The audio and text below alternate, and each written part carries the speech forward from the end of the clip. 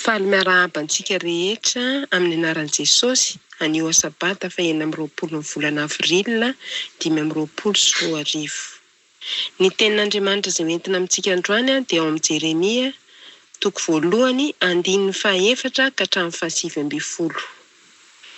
Vakiana ny teny amin'ny anaran'i Jesosy.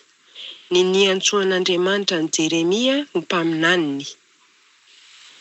Tonga tampoka ny tenin'ny Tompo hoe: atro ny fony ianao tsy mbola noforoniko tany an-kibo no efa fantatro, ary atro ny fony ianao tsy mbola teraka no efa nohamasiniko sy notendreko ho mpaminany ho an'ny firenena maro.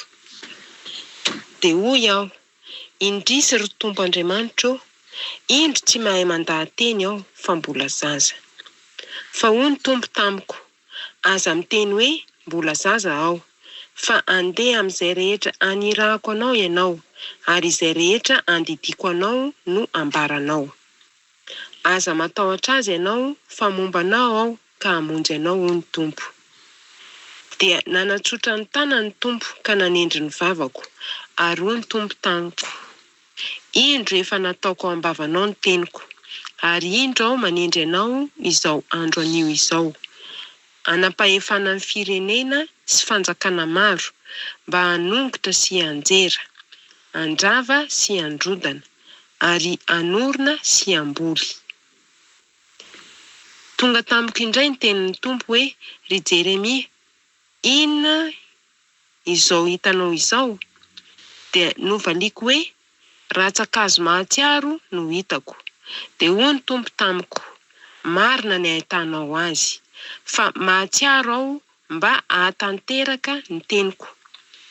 Ary tonga tamiko fanondroany ny tenin'ny Tompo hoe: inona izao hitanao izao? Dia novaliako hoe: vilany mangotraka no hitako, ary mitongilana avy any avaratra ny vavany. Dia hoy ny Tompo tamiko, iroatra avy any avaratra ny lozan-jonimponina rehetra amin'ny tany. Fa indro atsoko ny firenena rehetra amin'ny fanjakana any avaratra, hoy ny Tompo.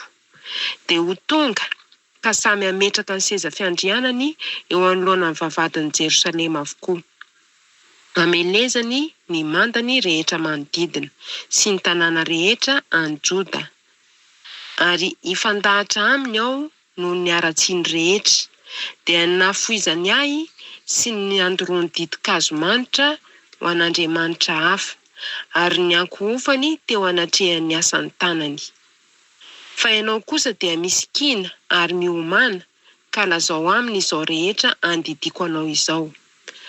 Aza matahotra azy ireo, fa andrao ataoko raiky tahotra eo anatrehany ianao.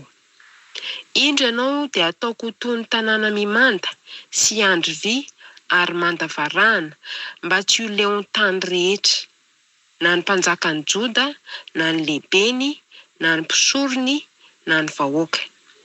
Fa hiady aminao ireny, nefa tsy hahaleo anao, satria momba anao hamonjy anao aho, hoy ny Tompo. Amen.